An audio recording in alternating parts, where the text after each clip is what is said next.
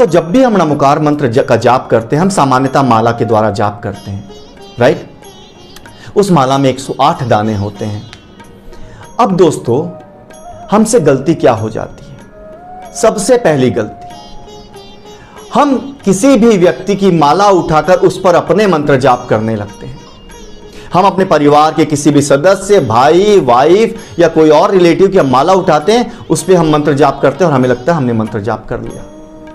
हम मंदिर जाते हैं, मंदिर में मालाएं टंगी रहती है, हम उस माला में से एक माला उतारते हैं, हम मंत्र जाप करते हैं, हमें लगता है हमारा मंत्र जाप कंप्लीट हो गया। नहीं दोस्तों, एक बात हमेशा ध्यान रखना, माला आपकी खुद की होनी चाहिए, माला आपकी लाई हुई होनी चाहिए, माला आपके स्वामित्व की होनी चाहिए। उसी माला पर आप मंत्र फेरेंगे तो ही वो परिपूर्ण कहलाती है। क्योंकि जब आप मंत्र फेरते हैं तो आप शब्द नहीं बोलते हो, आप सिर्फ मंत्र नहीं बोलते हो, आप उन मंत्र रूपी शब्दों को जागृत करते हो। तो जागृत मंत्रों को दूसरों की माला पर क्यों? कभी नहीं करना चाहिए, अपनी माला स्वयं लाना चाहिए।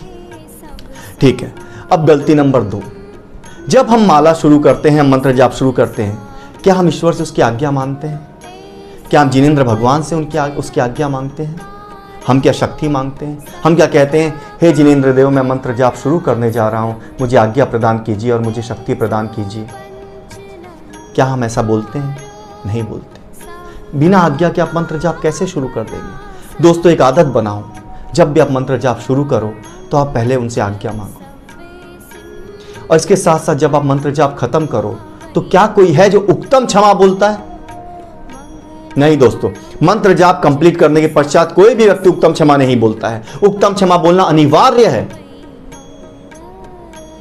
हम जब मंत्र जाप करते हैं, हम बहुत बार हमारा दिमाग भटक जाता है, हम दूसरों की बातें सुनने लगते हैं, हमसे कोई ना कोई गलती हो जाती है, हमारे मन में चंचलता भी प्रवेश कर जाती है। तो ये सब जो छोटी छोटी गलतियां होती है, इन गलतियों के लिए उत्तम क्षमा बोलना अनिवार्य होता है। और उत्तम क्षमा बोलने के पश्चात भी मंत्र खत्म नहीं होता है। मंत्र जाप, आप उस माला को अपने दाहिने हाथ में हथेली पे रखेंगे, हथेली को धनुषाकार बनाएंगे और उस धनुषाकार हथेली को आप पकड़कर आप नमोकार मंत्र बोलेंगे, तब जाके वो मंत्र जाप कंप्लीट होता है। तो दोस्तों, मंत्र जाप का आगाज और मंत्र जाप का अंत अच्छा होना चाहिए, तभी मंत्र जाप परिपूर्ण होता है।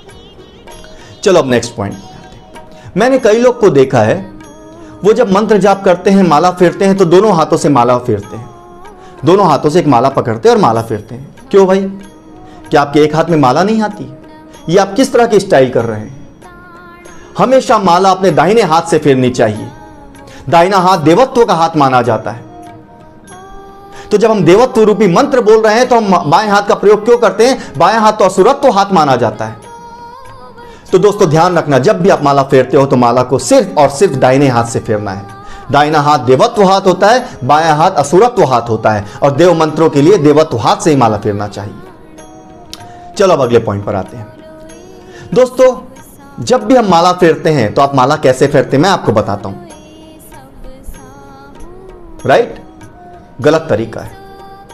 अंगूठे और तर्जनी उंगली से माला कभी नहीं फेरना चाहिए, इसे अशुभ माना जाता है। हमारी तर्जनी उंगली गुरु की परिचायक होती है। हमारी तर्जनी उंगली में गुरु का माउंट होता है, जुपिटर का माउंट होता है। इस माउंट को हम माला फेरने में प्रयोग नहीं कर सकते हैं। हमेशा जब भी आप माला फेरो तो आप अंगूठे को और अनामिका उंगली को, मतलब रिंग फिंगर और अंगूठे को आप जोड़ोगे और उससे आप मध्यमा उंगली से आप माला फेरोगे। और उस समय आपके इस उंगली, तर्जनी उंगली का डायरेक्शन ऊपर की ओर होना चाहिए, आसमान की ओर। इसका अर्थ होता है आप गुरु से कनेक्ट हो गए हैं। इसका अर्थ होता है आपको गुरु से ब्लेसिंग्स और गुरु से आज्ञा, गुरु से शक्ति आपको मिल रही है। दोस्तों कभी भी तर्जनी उंगली का प्रयोग माला फेरते वक्त नहीं करना चाहिए, यह आप थंब रूल बना लो।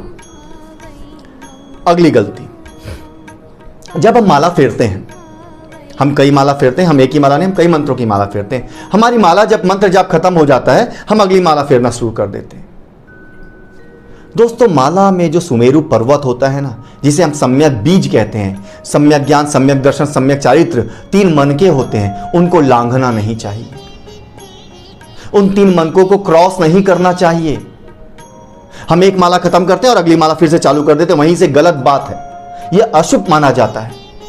आप में कोई अधिकार, कोई शक्ति, कोई पावर नहीं है कि आप सुमेरु पर्वत को, आप सम्यक बीजों को लांघ सके। क्या करना चाहिए?